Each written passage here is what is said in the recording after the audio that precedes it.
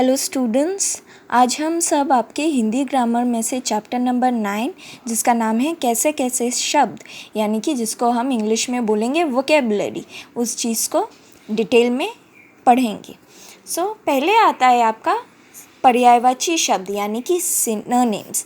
Synonyms का अर्थ होता है जो समान अर्थ आपको दे, जो शब्द आपको समान अर्थ प्रदान करे। यानी कि कई सारे चीज़ों को हम कई अलग नामों से भी बुलाते हैं। जैसे सन को अगर हम हिंदी में देखने जाए तो उसको हम सूर्य भी बुलाते हैं, सूरज भी बुलाते हैं और रवि भी बुलाते हैं। लेकिन ये तीनों वर्ड्स ही अलग अलग ज़रूर है, लेकिन तीनों वर्ड से ही मतलब क्या निकल रहा है कि हम बात किसकी कर रहे हैं, सन की बात कर रहे हैं। यानी कि पर्यायवाची ऐसे शब्द होते हैं जो भले ही अलग अलग शब्द हो, लेकिन उन सब का अर्थ हमेशा एक ही निकलता है, एक ही समान अर्थ होता है। जैसे कि यहाँ पे कुछ एक्सप्लेनेशन के लिए, डिटेल एक्सप्लेनेशन के लिए दिया हुआ है। जैसे पेड़, वृक्ष, तरु, इन सब का मतलब भी क्या निकलता है, समान अर्थ। यहाँ पे भी ट्री। जैसे कि ऐसे नेक्स्ट पेज पे अगर हम आए, जो कि है पेज नंबर 41, यहाँ पे अगर देखें तो देखिए आकाश। आकाश को आसमान भी बोल सकते हैं, गगन भी बोल सकते हैं। यहाँ पे दो टेबल्स बना के दिए गए हैं कि अलग अलग वर्ड्स को हम अलग अलग क्या बोल सकते हैं, लेकिन इन सब का अर्थ हमेशा हमारा समान ही निकलता है, जिसे हम पर्यायवाची शब्द कहते हैं। जैसे कि यहाँ पे दिया हुआ है पुत्र, सूत, यानी कि बेटा। अब यहाँ पे आपके एक्सरसाइजेस, आपका हर एक पोर्शन के बाद ही एक एक एक्सरसाइज दिया हुआ है। ये ऑलरेडी मैंने सॉल्व करके आपके ऐप में दिया हुआ है। हम यहाँ पे अभी सिर्फ इनका एक्सप्लेनेशन देखेंगे, यानी कि पोर्शंस का जो दिए हुए हैं आपके। तो नेक्स्ट आ गया है, पहला पोर्शन था हमारा पर्यायवाची शब्द। नेक्स्ट आता है उल्टा तो विलोम, यानी कि जिसको हम इंग्लिश में बोलेंगे एंटोनिम्स। जैसे कि यहाँ पे दिया हुआ है उल्टा। एंटोनिम्स का मतलब होता है, विलोम का मतलब होता है हमेशा उल्टा, यानी कि कोई शब्द जो दिया हुआ है उसका हमेशा उल्टा ही मतलब वाला कोई वर्ड हमें लिखना होता है। जैसे ठंडा, आइसक्रीम क्या होगी, बहुत ठंडी चीज़ होगी, लेकिन उसका उल्टा क्या हो जाएगा, गर्म चाय हो जाएगी। चाय हमेशा गर्म ली जाती है और आइसक्रीम हमेशा ठंडी ही ले जाती है। यहाँ पे देखिए फिर से दिया हुआ है मोटा। मोटा का उल्टा हो जाएगा पतला। ऐसे ही यहाँ पे समझाने के लिए नेक्स्ट पेज पे दो टेबल्स और दिए हुए हैं। जैसे सुबह, शाम, झूठ, सच, गीला, सूखा, प्रश्न, उत्तर। प्रश्न का उल्टा हो जाएगा उत्तर।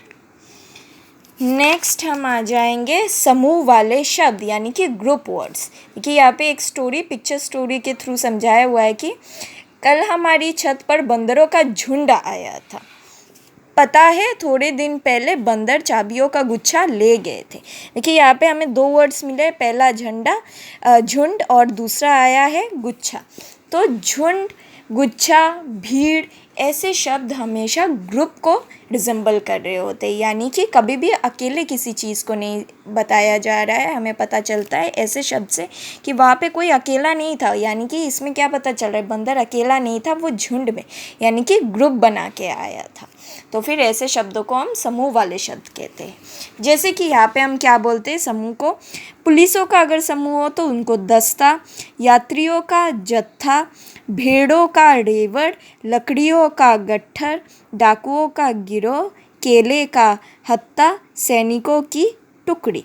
इन सारी चीज़ों को ग्रुप में जब ये प्रेजेंट होते हैं तो इन शब्दों से हम पता करते हैं। नेक्स्ट आ जाएगा हमारा वाक्यांश के लिए एक शब्द, यानी कि वन वर्ड सब्स्टिट्यूशन। आपको एक लंबा सा सेंटेंस दिया जाएगा, उस सेंटेंस का अर्थ जो निकलेगा वैसे ही एक वर्ड से हम उसको सब्स्टिट्यूट कर सकते हैं। यानी कि देखिए पहले यहाँ पे दिया हुआ है इलाज करने वाला। अब इलाज करता कौन है, हम जानते हैं कि डॉक्टर ही हमेशा इलाज करता है। तो फिर यहाँ पे हम इतना बड़ा एक सेंटेंस ना लिख के जस्ट एक वर्ड से भी हम समझ सकते हैं कि क्या कहना चाहते हैं। तो फिर ऐसे हो जाते हैं वन वर्ड सब्स्टिट्यूशन, यानी कि डॉक्टर। जैसे कि कक्षा में पढ़ाने वाली, शिक्षिका यानी कि टीचर, गाना गाने वाला, गायक। तो ये ऐसे ही यहाँ पे और भी दिए हुए हैं। जैसे कि नृत्य करने वाली, नृत्यकी, कपड़े धोने वाला, धोबी, कपड़े सिलने वाला दर्जी, पेड़ पौधों की देखभाल करने वाला माली, खेती करने वाला किसान, बर्तन बनाने वाला कुम्हार। यानी कि यहाँ पे देखिए सब में एक एक आपको सेंटेंस दिए गए हैं, मतलब सबका एक ही है, लेकिन हमने क्या कर दिया यहाँ पे इजी करने के लिए आपका एक एक वर्ड से सब्स्टिट्यूट कर दिया। सो ऐसे ही आपका वाक्यांश के लिए एक शब्द यानी कि वन वर्ड सब्स्टिट्यूशन। और इसी के साथ आपका चैप्टर यहाँ पे ख़त्म होता है।